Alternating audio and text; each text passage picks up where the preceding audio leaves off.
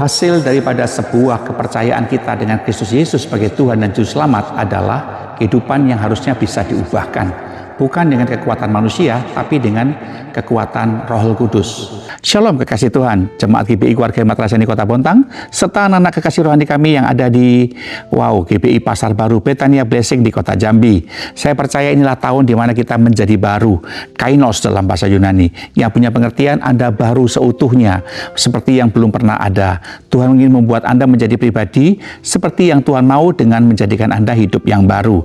Alkitab saya berkata dalam 2 Korintus pasal 5 ayat 17, jadi siapa yang dalam Kristus, ia adalah ciptaan baru, yang sesungguhnya yang lama. Jadi siapa yang ada di dalam Kristus, ia adalah ciptaan baru, yang lama sudah berlalu, sesungguhnya yang baru sudah datang. Yang baru ini punya pengertian kainos, yang artinya Anda di dalam Kristus dijadikan baru dalam segala kehidupan saudara. Dan inilah bagian di mana orang masuk jadi sesuatu yang baru, itu menjadi kesukaan banyak orang. Dan saya percaya ketika Anda menjadi manusia baru pun, itu menjadi kesukaan Tuhan.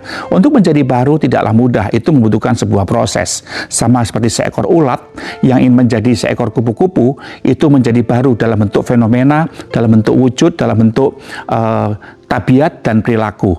Dan itu membutuhkan proses. Dia harus menjadi kepompong, puasa, menahan angin dan menahan panas sampai kurang lebih 2 minggu. Barulah dia bisa berubah menjadi seekor kupu-kupu yang bukan merusak atau yang merugikan petani, tapi justru yang membantu petani. Dan itulah bagian yang Tuhan tunjukkan bagi setiap kita, dari yang lama kepada yang baru, itu disebut sebagai metamorfosis. Saya mau bilang sama kekasih Tuhan yang di Jambi ya, bahwa kekristenan tanpa pengalaman diubahkan, itu adalah kekristenan yang gagal. Jadi kalau Anda sudah lama jadi orang Kristen tapi tidak mengalami fase diubahkan, tidak bisa menjadi baru, itu kekristenan yang gagal. Anda menjadi Kristen tidak jamin Anda masuk surga, tapi percaya Yesus itu yang menjamin Anda masuk surga. Bukankah Yohanes 14 ayat 1 berkata demikian? Percayalah juga kepadaku, di rumah Bapakku banyak tempat tinggal. Jadi kalau Anda membuktikan bukan cuma sekedar percaya secara identitas, tapi percaya secara perilaku kepada Yesus, itu membuat Anda menjadi pribadi yang menjadi baru. Bagaimana sikap hidup yang baru?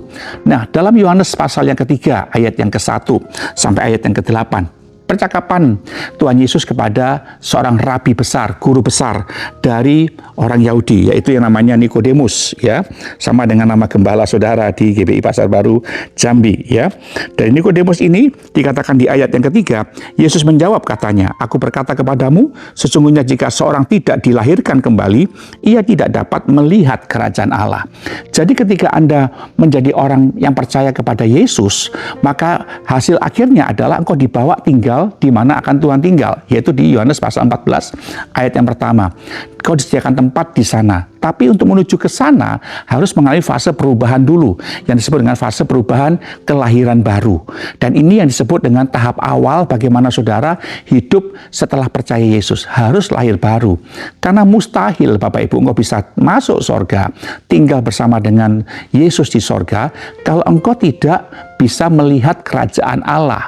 Kerajaan Allah itu bukan sorga, beda Bapak Ibu ya. Kerajaan Allah itu bicara tentang basileia dalam bahasa Yunani, yang artinya pemerintahan, kedaulatan, keabsolutan Allah dalam diri saudara.